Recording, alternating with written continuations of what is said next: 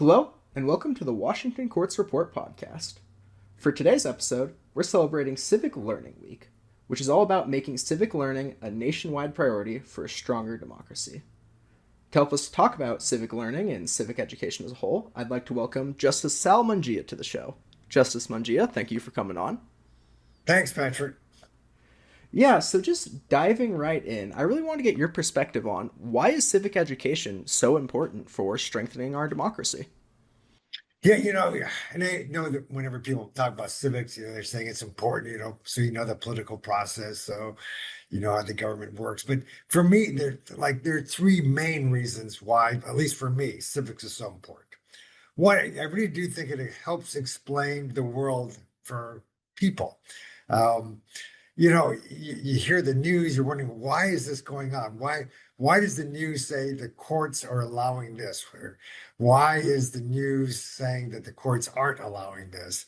And what people don't realize is that, courts have to act in a certain way, just like the legislature has to act in a certain way, and the executive has to act in a certain way.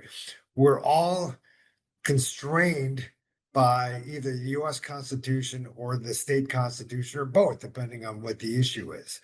And if you don't have that basic understanding, if you don't have the basic understanding about even the three branches of government and how they interact with one another, because people are, saying, well, why should the courts be able to say this? That doesn't make sense to me. I don't even know who's on our state Supreme Court, and yet they're making these rulings that affect me. And it doesn't make any sense unless you know that, in fact, that's the way our government's set up. So that, yes, the legislature writes the law, the executive either agrees or not and implements that law.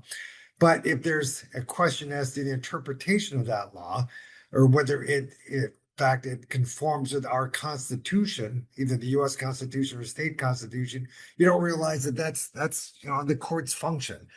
So it helps explain our world. And I think it helps raises down a lot of anxiety if you know the basic parameters. The second main reason for me why civics education is so important is that it really emphasizes the rule of law. And then what people don't always understand is, our country is pretty, I won't say unique, but not all countries operate under a rule of law. They may operate under a rule of a person. And depending on who's in power at one time, is going to affect how that country is governed. Whereas we're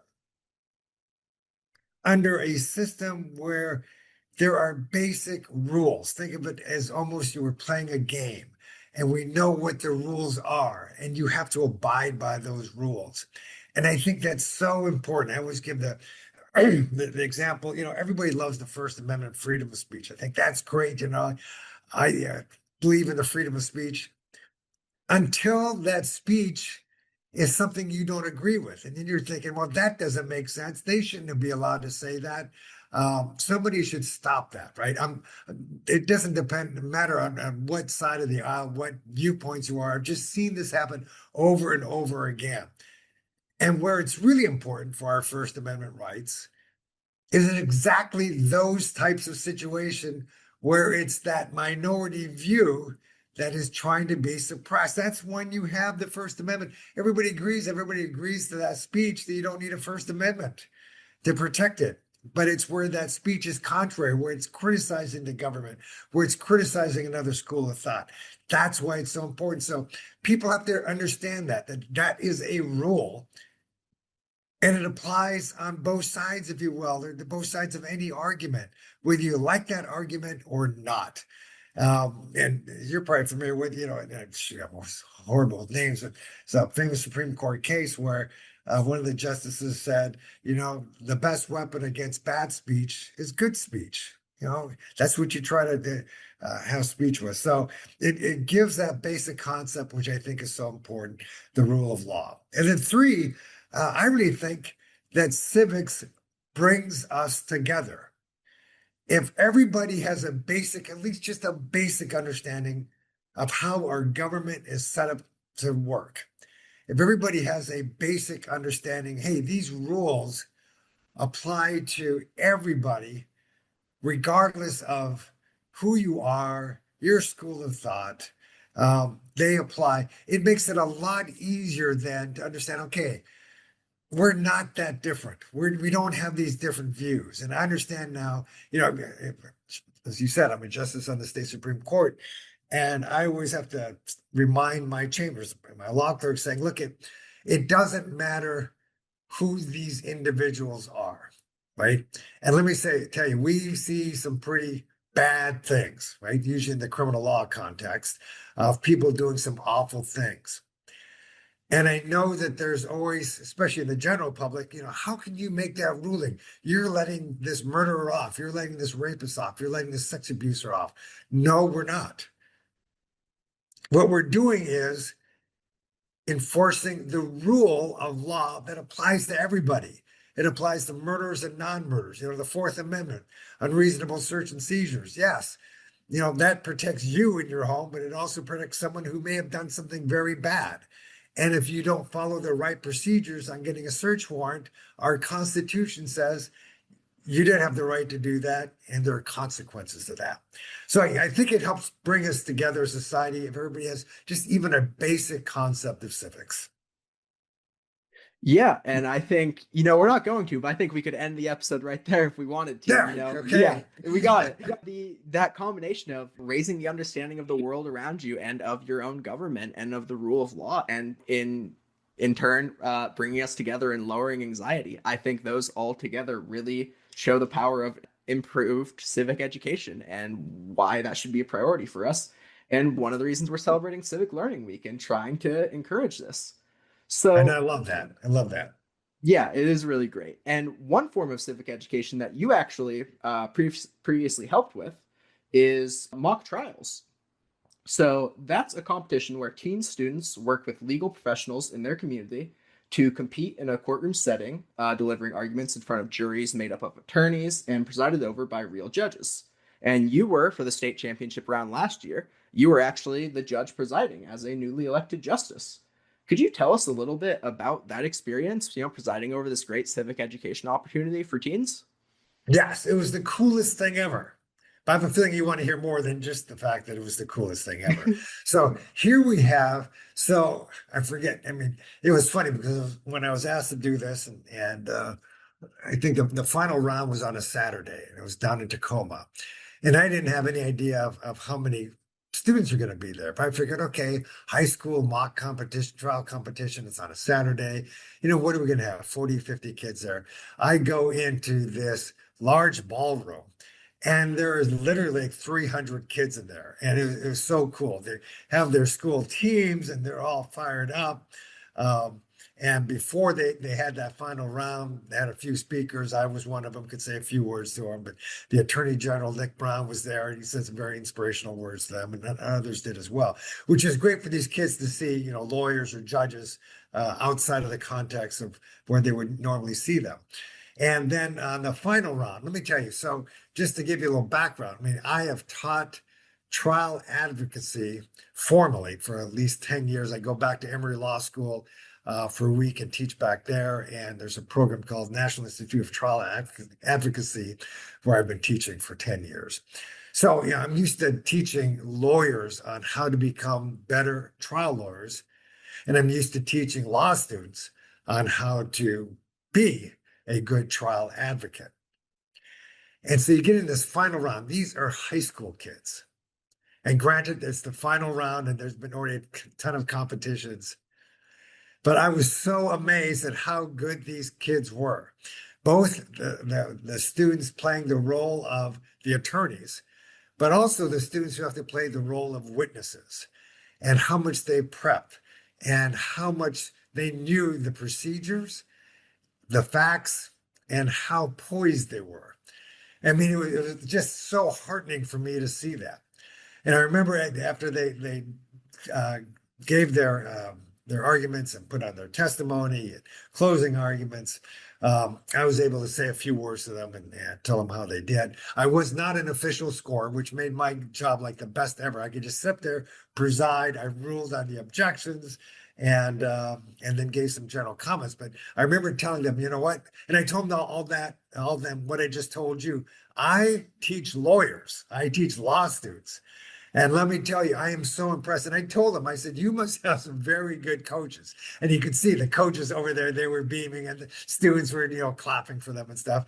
Because the things that I teach during those courses, I saw these students do. And it's so good. I don't know whether any of these kids are ever going to become lawyers, much less trial lawyers. But what it teaches these students, and this is what we tell everybody that we go through this, even if you're not going to be a trial lawyer, at some point you're probably going to have to, get in front of some group and give a presentation.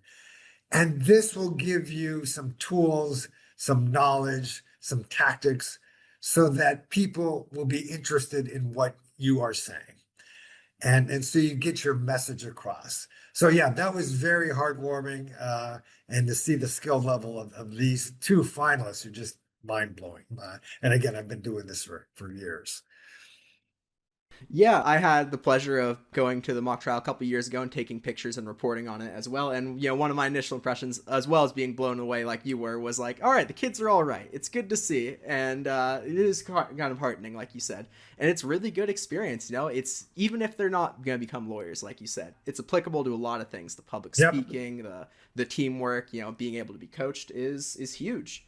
So going towards a little bit of another civic participation that you're actually now in charge of is you're now chair of the travel and court committee of the Washington Supreme Court, where the Supreme Court travels around the state and hears oral arguments for cases, and in front of where the public can often watch this, and I believe often ask questions afterwards of the Supreme Court justices at certain visits.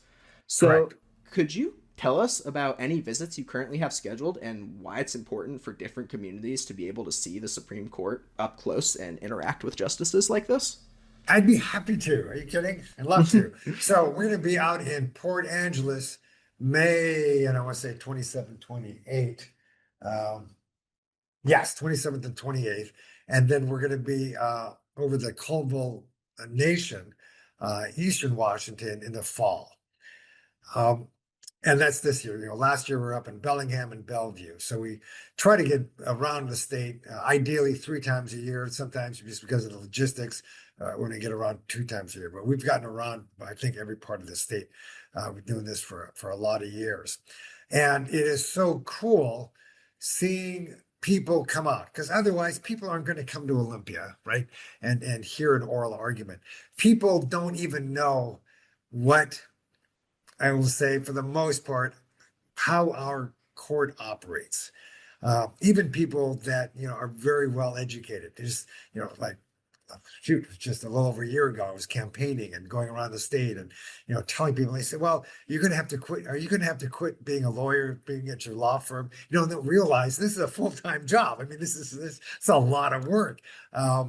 And they have no idea about how our court systems are set up. You have a trial court level, then an intermediate court of appeals, and then you can ask to have your case reviewed by us, but doesn't mean that you will. We accept about 7 to 9% of the petitions for review. So in other words, not a whole lot of cases, right? Cases that have a large public impact, constitutional issues, legal issues that have never been decided before. And believe me, there are always legal issues that have never been decided before. So getting out so that people don't have to come to Olympia, but they can stay within their communities, and instead of driving for hours, can drive for 10 or 15 minutes. We get college campuses, law schools, community centers, much easier, much more accessible. And to see how their highest court in the state, and we usually try to get cases that are interesting, hopefully, to the general public, and to hear the attorneys argue their cases, seeing how active our judges are in questioning the attorneys, because the judges really want to have some answers to some questions that aren't resolved by the briefs, and how difficult it is, I think, on the attorneys to be able to answer the questions, and how well they do. And to see that, in fact, 20 minutes for each side goes by very quickly. I mean, Yeah. much quicker than I think most people realize.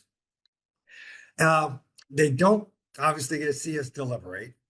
But as you said, they do get to ask questions, not about those cases, right? Because we can't talk about those Yeah. cases, but about how the court operates generally.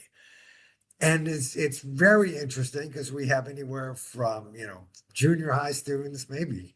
Oh, I don't remember any elementary school students, but I'm pretty sure that has happened. High school students, college students, community members asking questions about how their court operates. And then afterwards, what's really cool, I usually get contacted at least by two or three, if not more, either community members or students just saying, hey, thank you so much for doing this. And I just want to let you know how much we appreciate it. And that always just makes me feel great. We love doing it. And that's just the oral argument day. The day before, it's a college campus, we'll go out and we'll talk to students either in the classrooms or we'll hold panels, we'll hold presentations. We try to get out in the community. Again, so that people can get a little better knowledge of what their Supreme Court both as an institution does and what the individual justices do. So I love that. We'll come out to you. Anybody who's listening to this and wants the court to come out, get a hold of me and we'll see whether we can get out to your neck of the woods.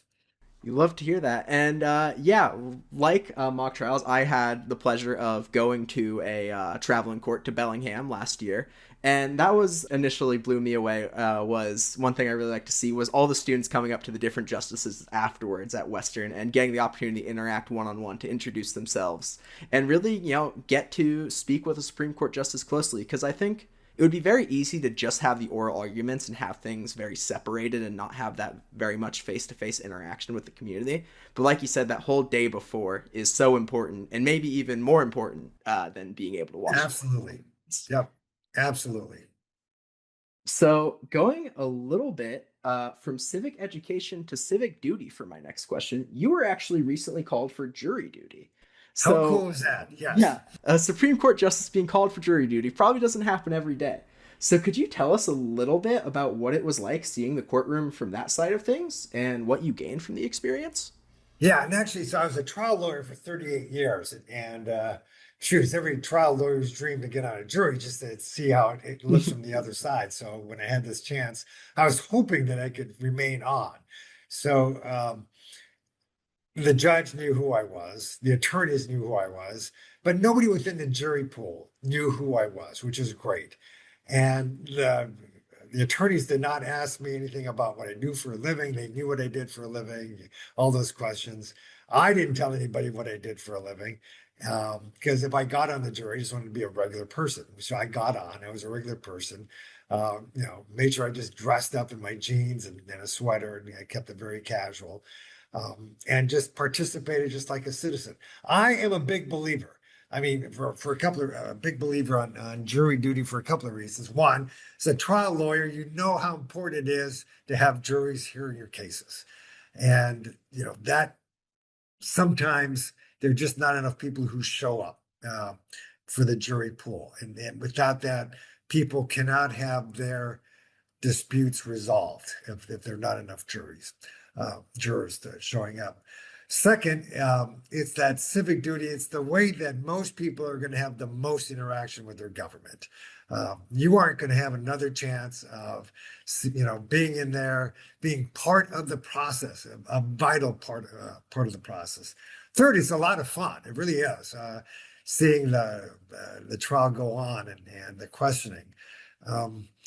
Let me just tell you this, one of the impressions I got afterwards is just how serious people take this, their duty. I mean, our jury was a little unusual because it split 6-6 right down Wow. the middle, and people weren't going to budge. And I love that. I said, one of the things I did say is it's okay. I mean, we each can have our own position. I mean, we each see the world differently. And what juries do is they make factual determinations. They decide factual disputes. The court, the trial judge decides the law. The trial judge gives us the law to apply, but the jury figures out, okay, side A is saying this, side B is saying this. Which side do we believe and what's the burden of proof and all of this. So it was a pretty amazing experience. I loved it. I will tell you this, I am so proud of my jury service. And I Nice. kid you not, uh, and I have a few awards on my wall here. If you were in here, you could see it um, from different organizations. But I had my certificate of appreciation signed by the trial judge. I had that framed, and that's on my wall because that's how important it is to me. That I did that. I had the opportunity to do that and do my civic duty. I don't care whether you're the president of a Fortune 500 company or working a fast food place or whatever. It's your civic duty to show up. And I guess just one final thing. I know I've been rambling on, but I will say this: the jury compensation per day is $10, Yeah. which is just ridiculous. Luckily at Pierce County, they have parking, or is it if you had to pay for parking, you'd be coming out behind on Yeah. this thing. Um, the $10 was set in 1959, has not been changed since then. In 1959, $10 a day was basically minimum wage. And well known now, it's not minimum wage Yeah. anymore. You can't do much with $10. There's a couple of, in fact, Pierce County was part of a pilot project for I think 3 months, compensating jurors at $100 a day to see whether, in fact, people would respond to the summons more. So we'll see how that plays out. Just my plug to the state legislature. This is something we should be funding. This is an integral part of the judicial system. Yeah, and a lot of things touched on there. For this Pierce County Pay Pilot, we actually interviewed Chris Gaddis, the administrator, for this podcast while the Pay Pilot was just getting started as one of our first episodes. I'll link it in the description. I highly recommend everyone give it a listen for insight into that because it was a great program and looking into an important topic of jury diversity and jury participation. And I really think it was great to hear from you, especially like how seriously people were taking it. You want, if you're ever on trial, you really want the jury to be taking their duty seriously. It's not a small thing they're doing. And also, I think the fact that if a Supreme Court justice can make time for it and enjoy it this much, I think anyone can participate in their civic duty and enjoy it at that matter. And let me there was some, I will be honest, there's some push and pull on that. Thinking, oh my gosh, I have so much work to do. I could really use these days to be working. And so I do understand that conflict. But in the end, I think people who will make time to do this will come to that conclusion. I made the right choice of doing this. Of course.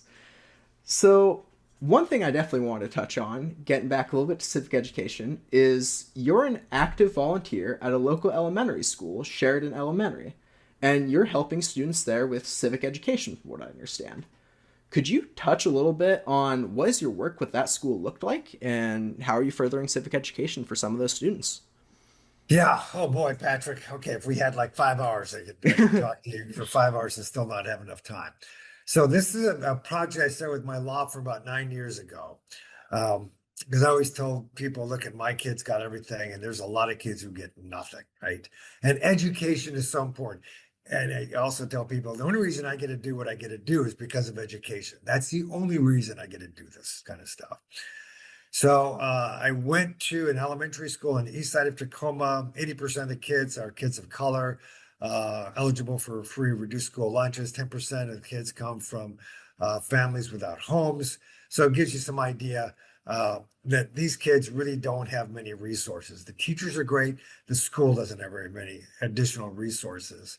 Went to the principal and said, I don't know whether even my law firm will do this, but here's my idea. We send volunteers out, 2 times a month to work with your teachers in the first grade. I want to start in first grade and do whatever they want us to do. But obviously, there's a huge emphasis on reading, writing, basic math, the kind of things that we all can do and help these kids. And she said that would be great. Went back to my board of directors at my law firm. They said, this is phenomenal. Let's do this. And so I'm giving you the short version here. We've been doing this for 9 years, and we follow these kids from first grade to second grade to third grade to fourth grade to fifth grade. So a couple of things we know as far as education. One, if you can't read at grade level by the end of grade 3, there's a direct correlation to being incarcerated when you're an adult. So, put more resources up front as a society, and you're actually going to save money by not having to deal with a lot of problems later on. That's how important it is. So we always emphasize reading a lot, which the teachers did as well. So a couple of things we did was before each winter break, I would always ask the teacher starting in November, okay, please give me a roster of all your kids and tell me what their interests are. If it's soccer, if it's computer games, video games, um, animals, pets, you name it. And so that way we can buy a book for that kid that they're going to want to read, right? I don't want to just buy any old book. I want to have a book that they want to read. And then people in my law firm wrapped it up. They, put their kid's name on it, and we would take it out there. Patrick, let me tell you, these kids just went wild. They go wild every December. They start asking me like in the first week of school when I go out there, Sal, are we going to be doing that again? I say, well, okay, you have to wait and see, right? Nice. Everybody knows I'm going to do that. But it's both, heartwarming and heartbreaking. I'll tell you that because heartwarming, because you see these kids just go bazooka over a book, right? Yeah. Bazooka over a book. It's heartbreaking because I always have like 2, 3 kids who look at me and they get it. They said, do I have to open this today? And the reason that they're asking me this is because this may be the only present they get and they want to save it. So it's a great program. We have also this book stand in the front office. We can keep stock with books where any kid in the school can take that book home. And so when we first did that, I remember we had a book drive at my law firm. I went there to become my law partners, and we had like a few hundred books we're putting up. And the principal was really good, Anna Marie Griebel. And she said, Sal, can I have some fifth graders help you organize the books? Because I'm always trying to get my fifth graders involved with adults. Anna Marie, that's great. So we're putting these books on there, on the things, on the bookshelves. And this kid looks at me and says, can I take this book? And I said, yes, that's the reason we're having this, right? I want you. Yes, it's yours. Take it home. And then about 5 minutes later, he looks at me and goes, and he has another book in his hand. Can I take this book from my little sister? And I go, yes, of course. And I love that. And so we always make sure those books are there. We encourage the students to get those books. So at the end of fifth grade, because now we've done that for 5 years. And I remember one of the fifth grade teachers telling me, Sal, this is the first year that I've had every kid in my class read at grade level. That has not happened before. And you guys are a part of that. I love that. That's why we keep on doing that. A lot more to that story. Let me tell you, we have resources going in there, but that's an easy thing to do. I mean, you don't have to do it. Just volunteer at your local elementary school where they don't have a lot of resources. They will love you doing that. They will love you doing that. I always tell people, whenever I go to Sheridan Elementary, that's going to be the best day of my week. And I sincerely mean that. Yeah, of course. And I think that's a great example of like anyone can do work like this. They can help your local schools, whether it's elementary or middle or high schools. They likely can use some sort of resources, whether it's books or having a clothing bank or something can really help these kids. And I do want to use this as an opportunity to shout out our Lawyers in the Classroom and Judges in the Classroom program for anyone who might be listening and wants a little bit of a facilitated program to get them in there. I will be linking those in the description and on the Washington Courts Report webpage as well, so I highly recommend you check those out. So wrapping up here, I think you've given us a lot of great insight and into your own work on civic education and the importance of civic education. So I really wanted to hear from you. Do you have any recommendations for our listeners for any resources or materials to further their civic education, or if they're just interested in civics as a whole? This could be books, articles, videos, movies, anything you really enjoy related to this. Yeah, here's some easy sources or resources that I'll vouch for, right? Because I think these are really good sources. One, the ABA, American Bar Association. Go to their website. They're going to direct you to a bunch of resources for civics. Two, the iCivics program, which is started by Justice Sandra Day O'Connor. Civics is very important to her. That iCivics program is so great. Again, you just have to Google that and you'll find it. There are some local ones within our state. The Washington State Secretary of State, you go to the Steve Hobbs website, and there's a bunch of resources for civics. You go to the TVW website, and they've got Teach with TVW, and they've got a bunch of resources for civics. Even our Washington State Legislature has a civics education website page where they'll direct you to certain programs. So, these are great sites. They're easy to access, and they'll take you, you'll have a whole menu of resources to choose from. Yeah, and I think best of all, people, is those are always free, publicly accessible on the internet, so it makes it even better. Well, Justice Mungia, I think that wraps up our episode for today. Thank you so much for coming on the episode and helping us learn a little bit more about civics. No, Patrick, it was a pleasure.